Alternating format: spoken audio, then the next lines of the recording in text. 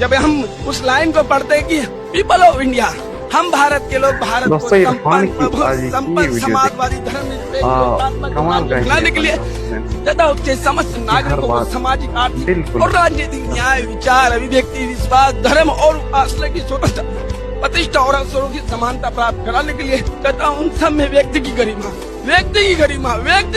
राष्ट्र की एकता और अखंडता को सुनिश्चित करने वाली बंधुता को बढ़ाने के लिए दृढ़ संकल्प होकर 26 नवंबर 1949 को अंकित अधिनियम और आत्मसमर्पित करते हैं। फिर इतनी बड़ी आबादी आज भी अमान्य जीवन कैसे जी रही? सभी की तो बात करी गई थी,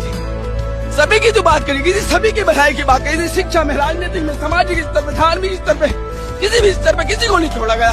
फिर भारत की आज देखो, बड़ी आबादी नरक की जीवन जी रही है। मैं अपनी असहमति रखता हूँ, बोलूंगा। आज मेरी जवान कब आ रही है पता नहीं।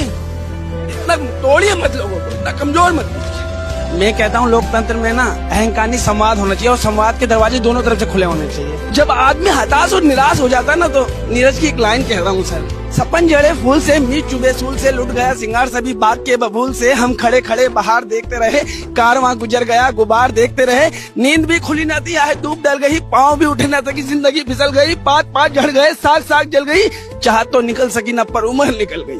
कितने वक्त आए गए, कुछ अच्छे कुछ बुरे, कुछ लोग मेरे साथ थे, आज मेरे हिस्से में धूल और गुबार आई है। नीरज का कहने का मतलब ये है। तो हमारा कहने का मतलब है कि लोकतंत्र में असहमति रखना कोई अपराध नहीं है। भारतीय संविधान तथा लोकतांत्रिक व्यवस्था में हमें अभिव्यक्ति का मौलिक अधिकार है। ये लोकतंत्र सिमटते जा रहा है, ये नहीं है लोकतंत्र का, ये रास्ता नहीं है। लोकतंत्र में संवाद होना चाहिए, कोई आपसे सहमत हो या ना हो, ट्राइबल दोनों के लिए। आइए बात करते हैं, कुछ गलत फहमियां है तो उसे दूर करते हैं, इसमें कोई बुराई नहीं है।